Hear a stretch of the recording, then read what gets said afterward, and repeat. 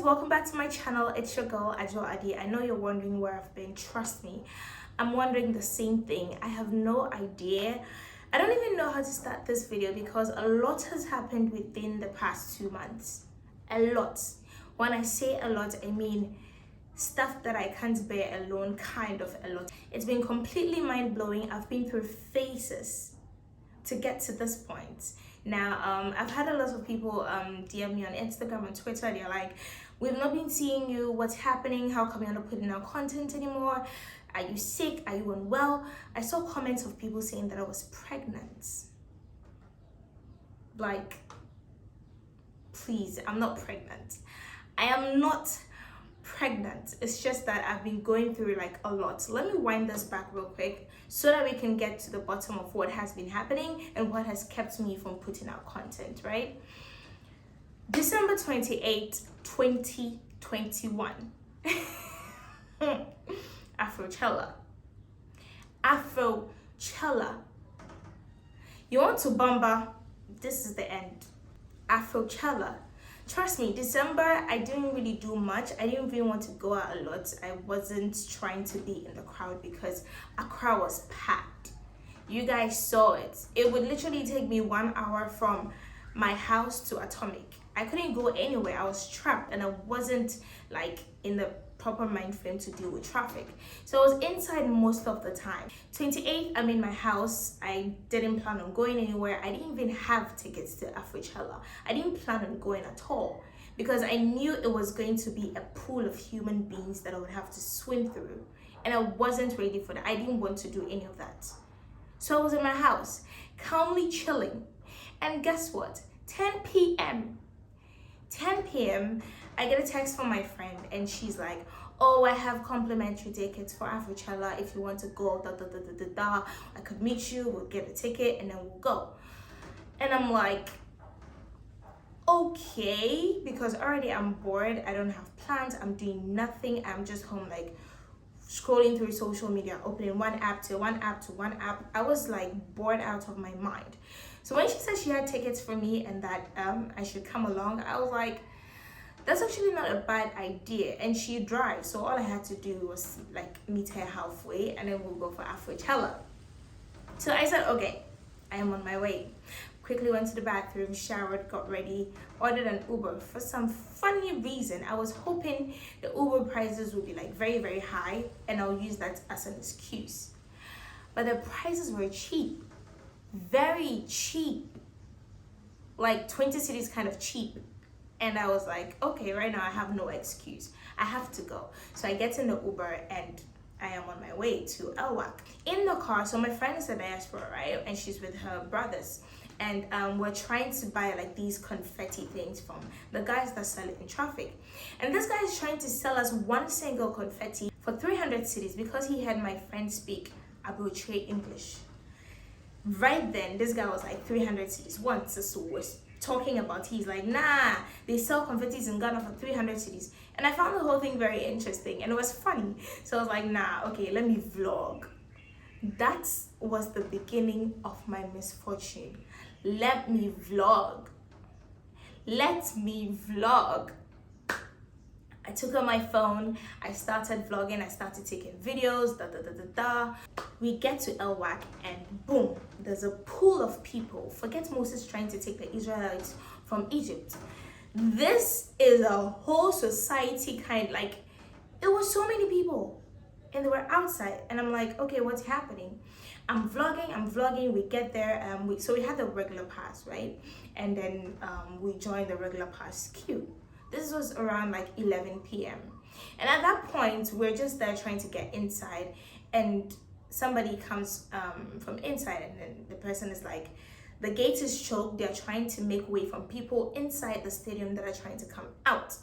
So whether you have regular, whether you have VIP, whether you have VVIP, we should all like move to the VIP queue and then all try to get inside from there. This should have just put me off. This should have told me that, no, this is not a good idea. Just go home. But I was like, I'm there already. There's literally nothing I can do. let me just try and focus on getting inside. So at this point, my friend is like, everybody take care of your phones, make sure you have your phone, make sure you're holding onto it tight, make sure everything of yours is secure, your purses, whatnot. I'm wearing a tube top with jeans and a jacket. It's not really a jacket, it's like a very light satin long sleeve shirt. And I have like a tiny bag.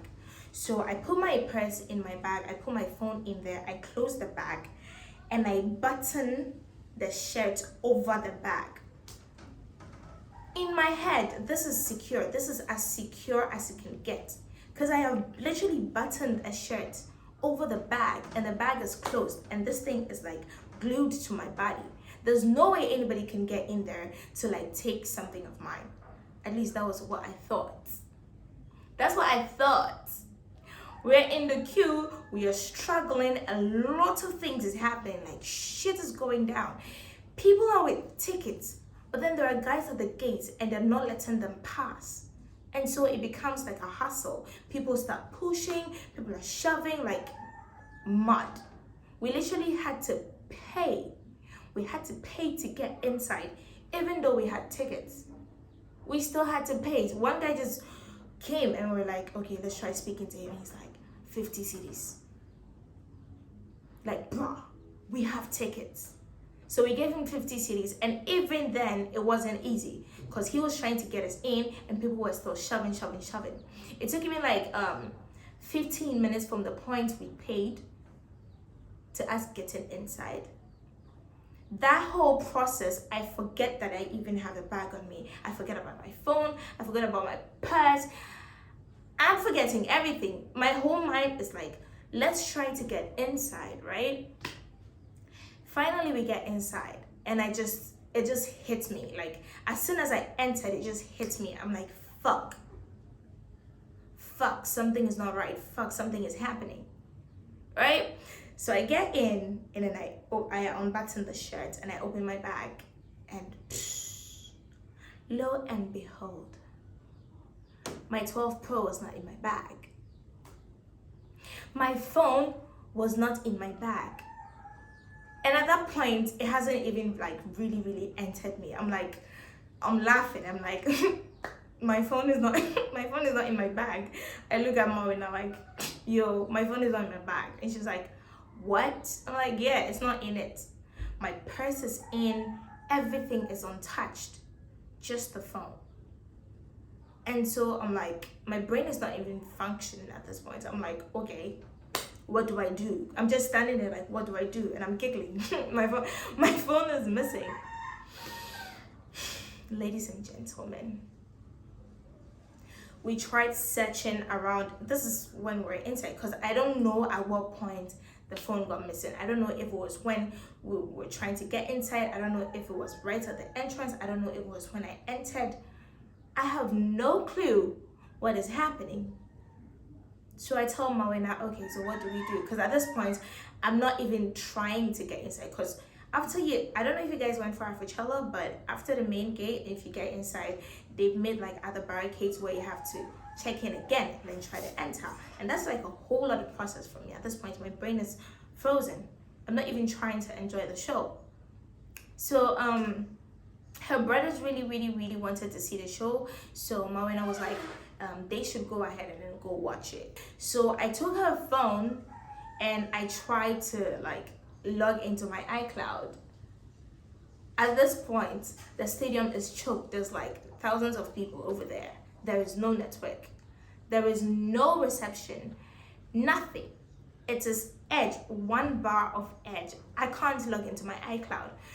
So eventually I start getting very frustrated. Like, this is the point where it's actually hitting me. Fuck, I have lost my phone and I have like 15 pieces of content that I have shot. I had to deal with Smirnoff and I had shot content on the phone, and I need the content. And I hardly ever back up my things. I never ever back up my videos, pictures, nothing.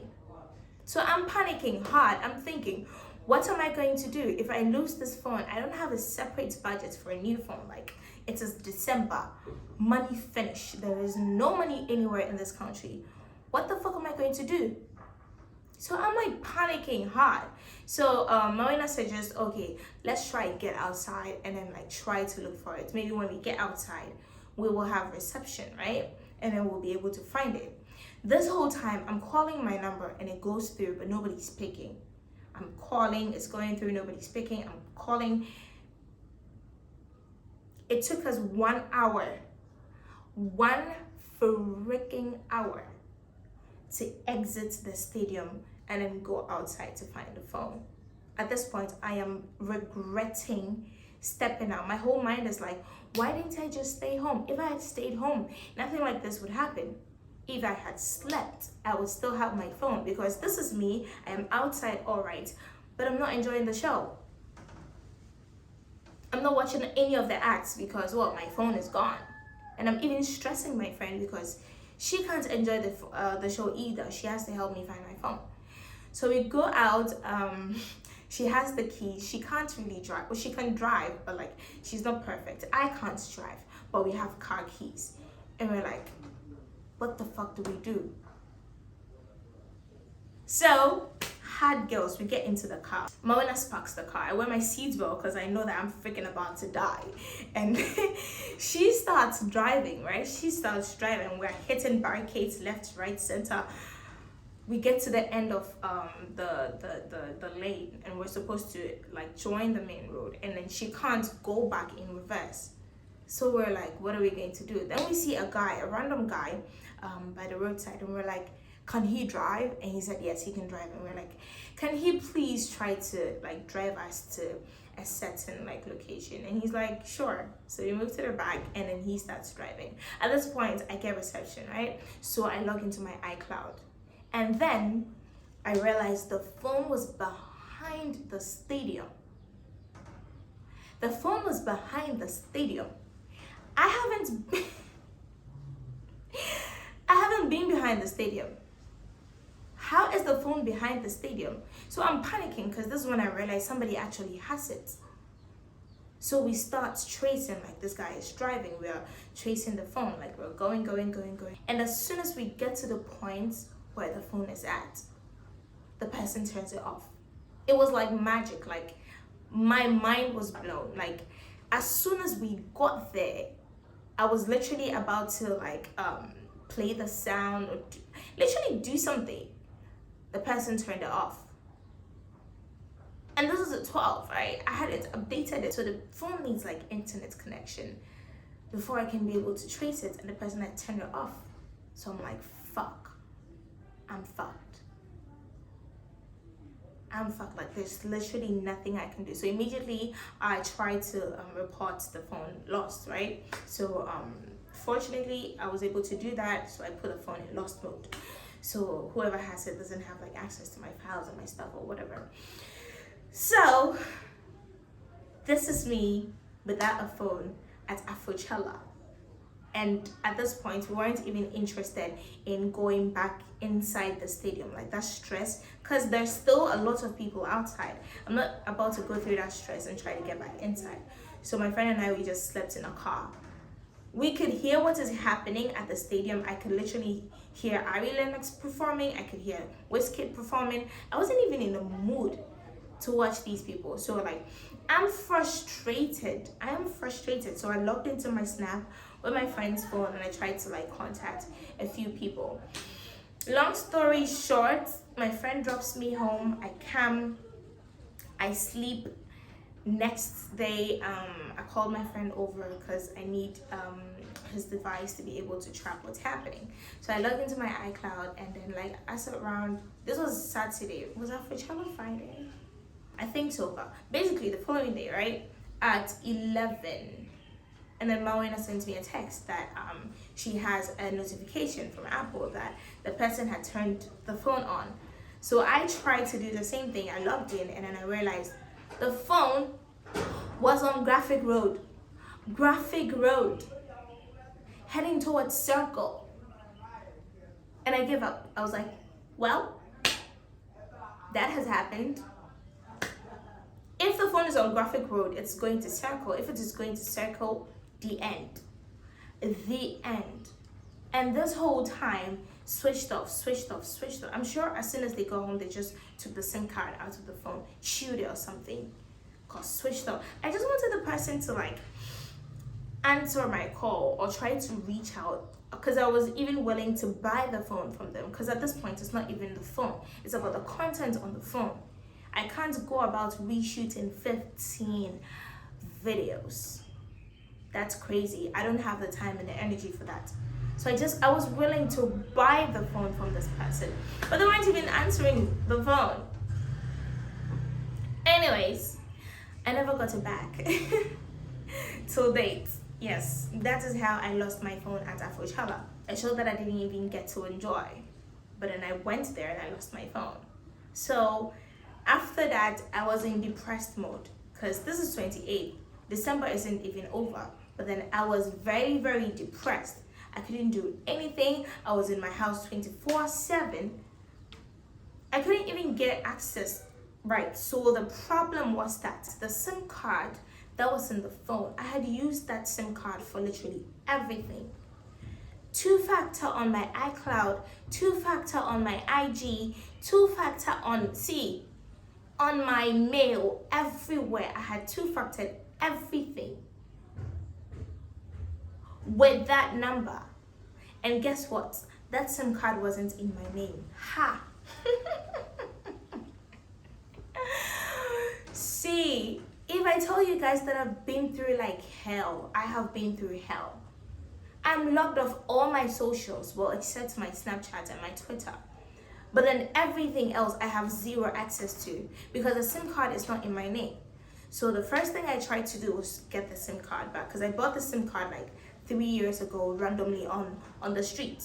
You guys remember the time where people were just registering SIM cards and selling it? So I bought it, and the name on the SIM card was Walter Ashley. And I don't know anybody called Walter Ashley. Nobody in my family is called Walter Ashley. I go to the MTN office, like I explain the situation to them, and they're like, because of the whole SIM registration thing they have going, there's nothing they can do for me, because I had activated the mobile money on the SIM card. And since the SIM wasn't in my name and the mobile money wasn't in my name too, then it means the SIM doesn't belong to me. And so unless I bring this Walter Ashley person's ID, then I can't get the SIM card. If I tell you people that I went to MTN office Hatcho and I cried, I was in tears, I was crying. Because I was trying to explain to these people that I'm a content creator. This is where I make my living. I can't be locked out of my socials, else I'm going to starve and I'm going to die. But they're still like, there's nothing they can do. So guys, it was hell. It was hell. All through to January. But regarding the phone situation, I am very lucky and I am blessed, because I have some really awesome people in my life. So I didn't even have to stress about a phone, because when it happened, I left Accra, I went home, because my mom knew some people who worked at the MTN office back home. So I went home so she could try and help me get the SIM card back. And while I was there, I just got a phone call. Like, I didn't have to stress to get a new phone. I got a new phone. And guess what? I got a better phone. So the one that got missing was like a 12 Pro, and I got a 13 Pro Max. Like, I just want to know who took the phone so I can just pull up on them and be like, ha, in your face. In your face. You think you're stealing my phone? You did me a favor. I have upgraded. So like, bro, who loses, right?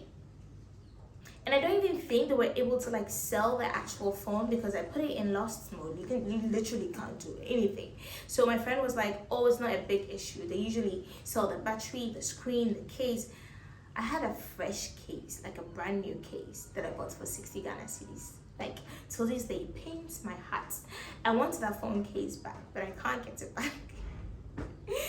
Oh my god. So I got a new phone, and then I had to go through the whole recovery phase. I had to write to Apple, I had to write to Facebook. All the other platforms weren't difficult to get into, but my Instagram, oh my god, that was like the most difficult thing to do. It was hard.